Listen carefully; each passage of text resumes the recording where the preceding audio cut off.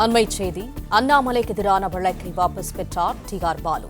அண்ணாமலையிடம் ரூபாய் 100 கோடி இழப்பீடு கேட்டு டி.ஆர். பாலு தொடர்ந்த வழக்கு வாபஸ் பெறப்பட்டுள்ளது. இது தொடர்பான கூடுதல் தகவல்களை தருகிறார் நமது செய்தியாளர் மாணிக்கம். முழு விவரங்கள் என்ன?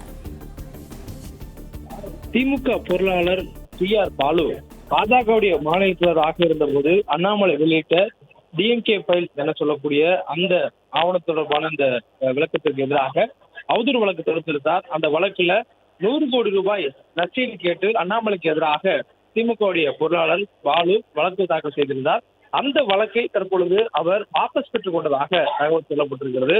டிஎம்கே ஃபைல்ஸ் என்ற பெயர்ல தனக்கு எதிராக அண்ணாமலை அவதூறு பரப்பியதாக அண்ணாமலையிடமிருந்து 100 கோடி ரூபாய் இழப்பீடு கேட்டு டி.ஆர். பாலு தொடர்ந்த வழக்கு தற்பொழுது வாபஸ் பெறப்பட்டிருக்கிறது.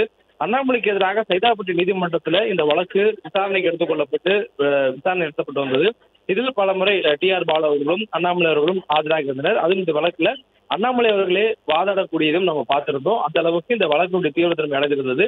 அதுவும் குறிப்பாக அண்ணாமலை கொடுத்திருந்த டிஎம்கே ஃபைல்ஸ்ல தன் பெயர்ல அவர் கொடுத்திருக்கக்கூடிய கணக்கில் எதுவுமே தன்னிடம் இல்லை, கணக்கும் அதற்கு தொடர்பில்லை என்று டி.ஆர். பாலு விளக்கம் அளித்தது மட்டுமில்லாமல் இது ஒரு அவதூறு, தன் பெயர் நற்பெயருக்கு களங்கம் விளைவிக்கக்கூடிய செயல் என கண்டித்து அதுக்கு 100 கோடி ரூபாய் நஷ்டீடு கேட்டு வக்கீல் நோட்டீஸ் கொடுத்திருந்தார். அதை தொடர்ந்து வழக்கு பதிவு செய்தார்.